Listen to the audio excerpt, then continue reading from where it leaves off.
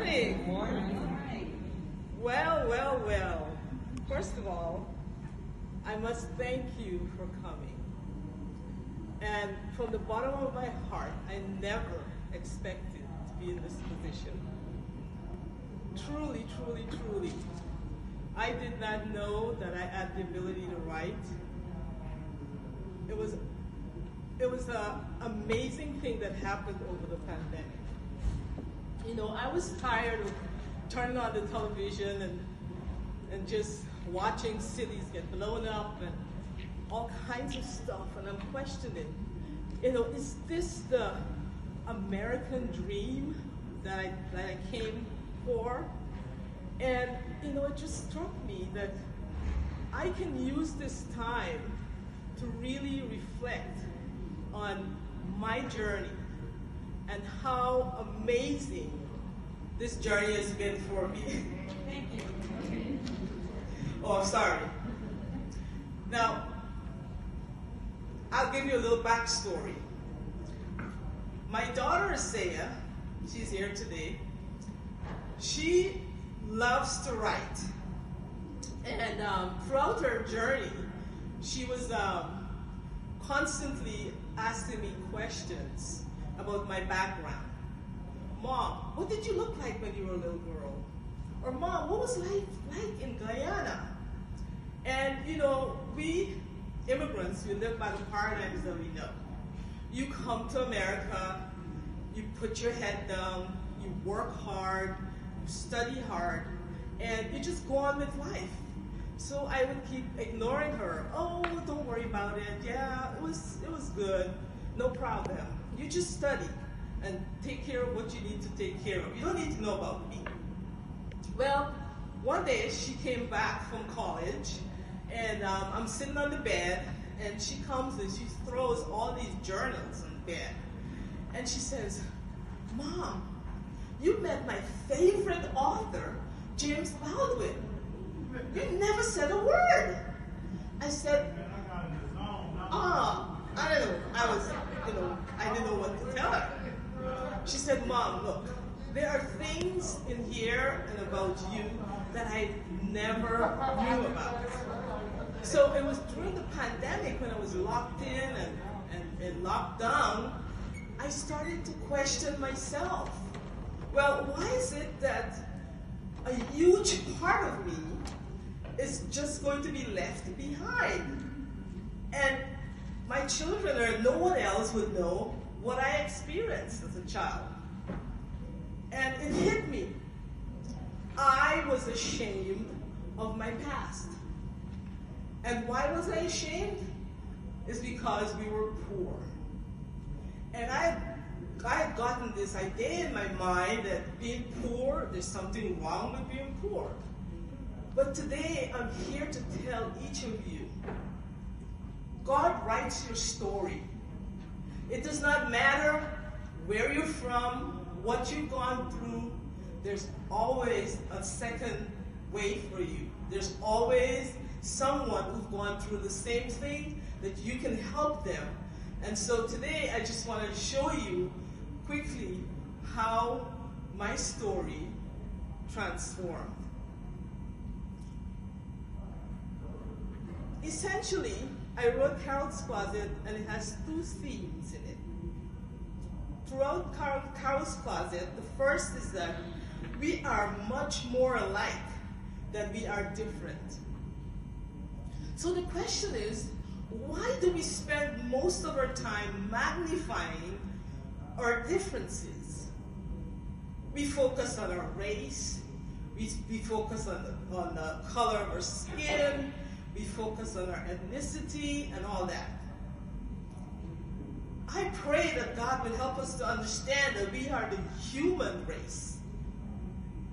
Let us capture the tossed salad concept. It has many ingredients with their own texture, flavor, and taste mixed together, while maintaining their own individual structure. This creates a beautiful, colorful creation. My second theme in Carol's Closet is that God sees us He knows us and He loves us. I have discovered that people are the same everywhere. We all need love. When we are patient with others, we are able to see beyond their faults. When we are kind, we disarm those who are not. When we express genuine humility, people recognize that and are willing to share their darkest secrets with you. And when we give God the glory He deserves, we are living out the faith that we have been given. You know, someone said that no one is exempt from the jagged edges of living in this world. How can we look forward to heaven when everything on earth is hunky-dory? You know, throughout my sojourn, I have experienced a bit of leadership nugget. Now, I stand there before you today. I don't have a bastion of truth, but I think that by my experience, I know that we are all resilient people. Resilience is the difference between a baby thriving and failure to thrive. It's between hope and despair. It's between courage and fear. Lead by example. Leaders become leaders when they always lead from in front. Now, if you're a parent, you know what it takes to raise a child, and then from birth, and raise them, and then becomes adult, and then they tell you what they want to tell you, or they tell you don't know anything, but you still love them. If you're a doctor or a caregiver, you know even after you've exhausted all options, you have to go back to work like nothing happened the next day. Let's exceed the standard. Be the standard. Make tiny, correct decisions. They lead to large windfalls. Reject victimization mentality and embrace the survival mentality. Stop trying to find a way around difficult situations. Just attack them head on.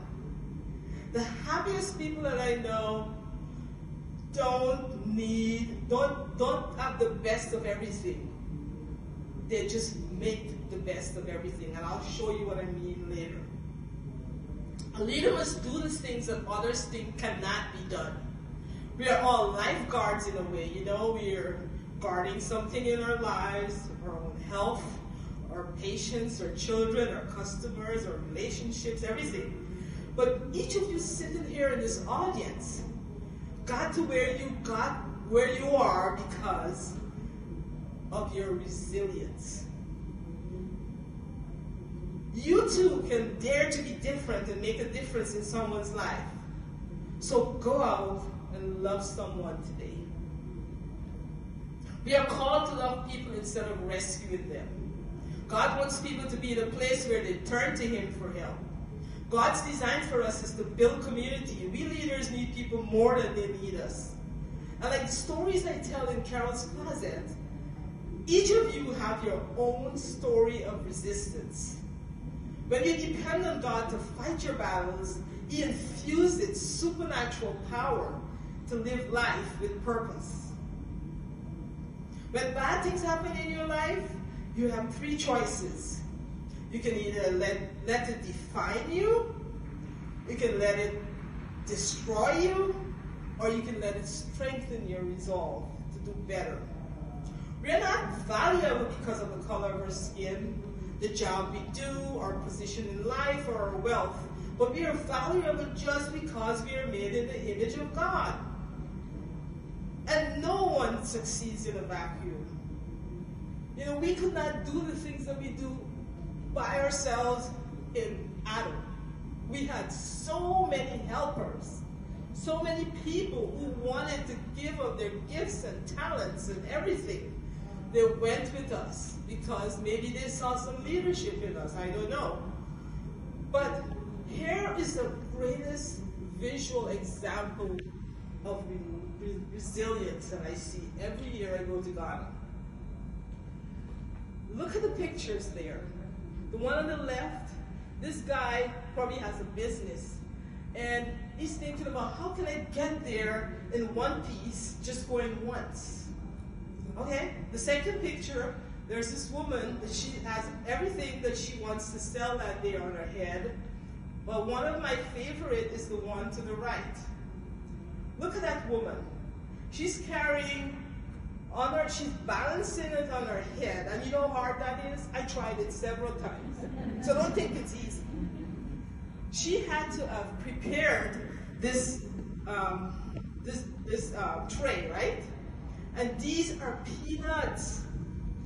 They're little peanuts like this, right? And she sat there and put every piece of peanut around and around. You know how long that takes? My goodness. And to get those peanuts to stay in place and then put it on your head and walk around, that is genius to me. And I watch this over and over again. Night and day, these people walk the streets between cars, between trucks, and they go. You know why they do that? There's no government handout.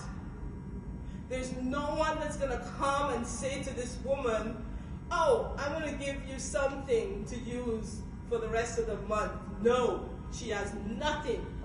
All she has is her body, or God-given body, her arms, her legs, her head, and she finds a way to make it. Isn't that resilience? Yes. This is my favorite. I have this out there at my table with my books. I brought it because I have it on my home to remind me every day of what women go through all over Africa, maybe in India, or whatever.